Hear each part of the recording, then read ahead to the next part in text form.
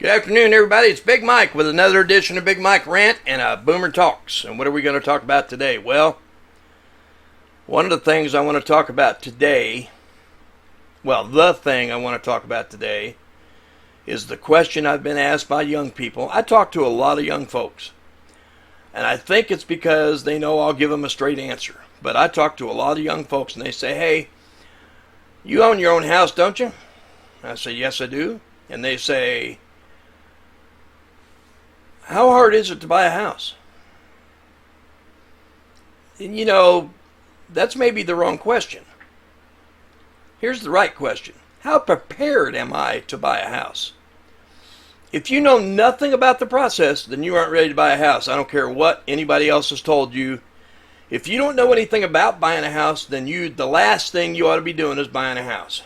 Now, what's the second thing you ought to do? You ought to determine how much house can you afford? Because you don't need the house that the guy next door's got. You don't need the house like your Uncle Bill has or whoever. You need the house that you can afford to live in that satisfies your needs. It warms your body when you're cold. It cools your body when you're hot. It has food in it, and it keeps your children safe or whatever. It's a big enough piece of property for you to be satisfied with, but not so large that you have to grow corn to pay for the yard care. The problem, as I see it in a lot of cases, not every case, was people go into the home ownership woefully underprepared. Look, it's the single biggest expense you will ever have in your entire life. You're going to buy a house someday that's going to be well in excess of $100,000. And by the time you get done paying it off, you're going to have paid well in excess of probably somewhere close to $300,000, if not more. If not, way more. And if those seem like low numbers to you because everybody around you is buying houses that are worth a lot more, either A, you're making a lot of money, or you're looking at houses that are just way too expensive, number one. And number two, you don't really know anything about the housing market. So, how do you get an education? The internet's free, so to speak. It can be totally free if you go to the library or Starbucks. But, you have to give yourself an education. This ought to be something before you sign anything with anybody.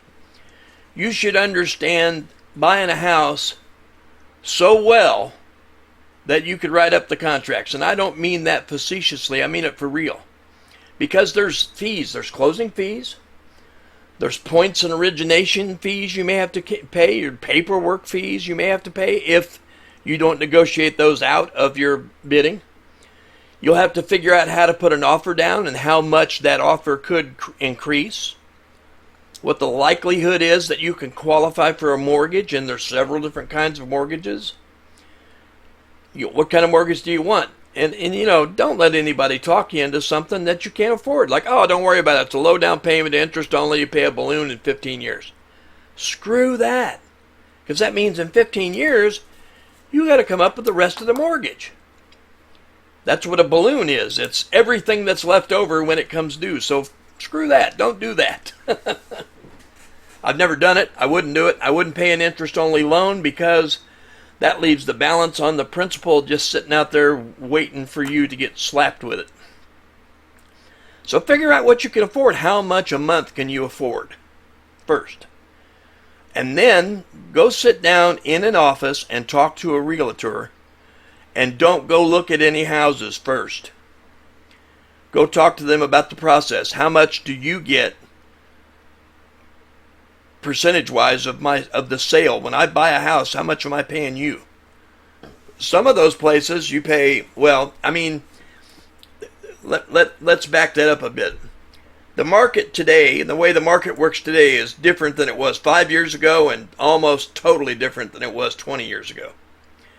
But you still can pay a percentage to an originating realtor or the person that listed the listing on the MLS service. And you can pay a buyer's premium. You're the buyer. You can pay the buyer's premium to your agent. That could be 6, 7, 8% of the total. I mean, get a calculator on $100,000 house, 8% is going to them. Is that what you want to pay? Well, if not, you got to figure out what's part of the process. So you have to know what you're going to need. A, cash, money down. B, how much is that realtor going to make on the process? C, what the likelihood is that you can qualify for a mortgage of that much money. And any bank can tell you, if you bank somewhere, you can go sit down with their banker and they can tell you, number 4, what kind of loan you can qualify for. Now, if you're a veteran or somebody that, like say you were in the Iraq War, you qualify for a VA loan. But keep in mind, there are strict requirements. You can't buy a junky house. They won't let you have it. You got to buy a house that's put together. I mean, it can have renovations. It can need renovations, but it can't be falling down around your ears. You can't buy a put together, a fixer-upper. Number 2, don't believe most, or number 12, whatever number I was on, I don't remember. Don't believe anything you see on most home renovation shows. There's only one home renovation show that I would recommend you watch to understand the process of renovating your property, and that's anything produced by Mike Holmes. Because he's telling you the truth. It might cost way more than you want to spend. That's true. But he's telling you the truth. Look behind the walls. Get you a thermal imager, or at least get a thermometer that you can point at a wall and say, why is that wall 100 degrees or 13 degrees? Learn how to look at a roof. Learn how to look at siding. Learn how to look at gutters and all of those things. I mean, the education process to learn how to buy a house could take 5 years. I mean, seriously. If you're interested in buying a house, you could spend 5 years doing it. Now, here's why you would not have to spend 5 years. You have more money than sense. You can just go out there and throw a bunch of money at it. You can say, hey, I got enough money, I could fill the basement up of this place, and I don't care.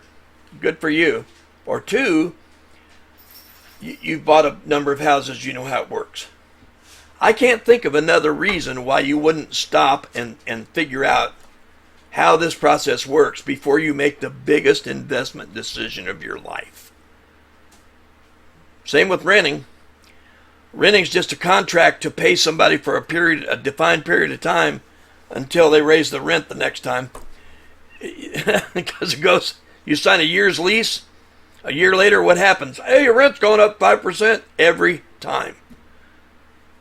Anyway, this is Big Mike, and this has been longer than I wanted to be on a Big Mike rant, but it was an important one. Figure out the process of buying a house.